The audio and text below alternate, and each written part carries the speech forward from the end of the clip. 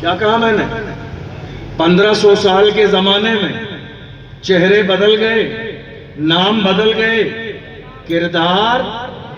کردار سوچ وہی ہے، فکر وہی ہے، ارادہ وہی ہے، پلاننگ وہی ہے کہ ہم قرآن کو مٹا دیں گے۔ مگر لدھیانہ کے مسلمان آج بھی اعلان کر رہے ہیں، ہے قول محمد قول خدا، فرمان نہ بدلا جائے گا، بدلے گا زمانہ لاکھ مگر قرآن نہ بدلا جائے گا۔ نعرہ تکبیر،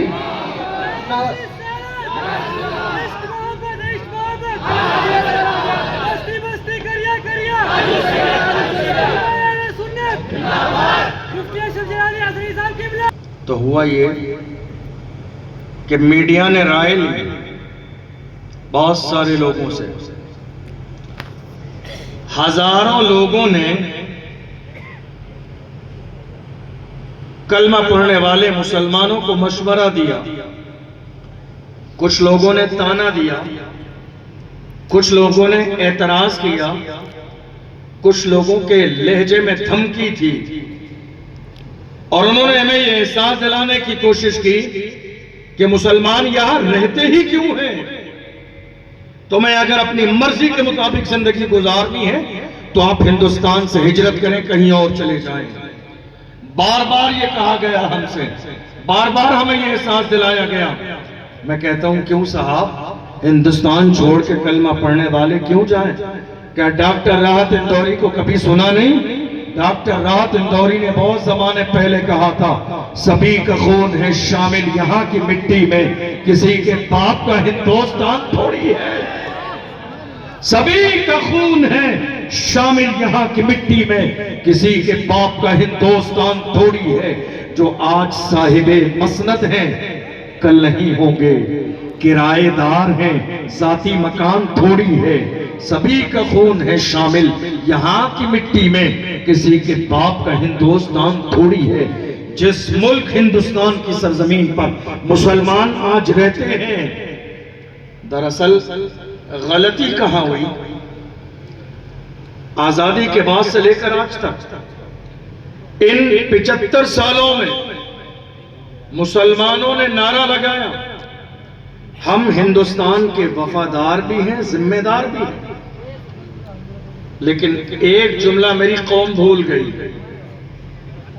آج کے بعد نعرہ لگائیے، ہندوستان کے وفادار بھی ہیں، ذمہ دار بھی ہیں، اور برابر کے حصے دار بھی ہیں۔ ذمہ دار بھی ہیں، وفادار بھی ہیں، اور برابر کے حصے دار بھی ہیں، اس لیے کہ اس ملک کی سرزمین پر جب انگریزوں نے غلامی کے پنجے گاڑ دیے تھے، بڑے بڑے سورما موجود تھے، کسی میں اتنی ہمت اور جرأت نہیں تھی کہ انگریزوں کے خلاف کھڑے ہو کے اعلان جہاد قائم کر دے۔ انگریزوں کے خلاف اگر جہاد کا فتویٰ دینے والا کوئی اور نہیں تھا، وہ ہمارا عارف تھا، جنہوں نے انگریزوں کے خلاف جہاد کا فتویٰ دیا تھا۔ دنیا اس مرد قلندر کو علامہ فضل حق خیر آبادی کے نام سے جانتی۔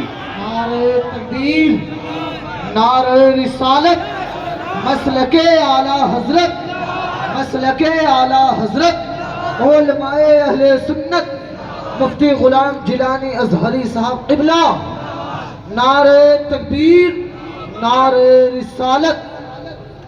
یہ جو ممبر پہ لوگ بیٹھے ہوئے ہیں نا، یہ جو ممبر پہ لوگ بیٹھے ہوئے ہیں نا، ان کو گری نظر سے نہ دیکھا کریں۔ ان کا کردار پتہ نہیں ہے، ان کا کردار کتنا بڑا ہے۔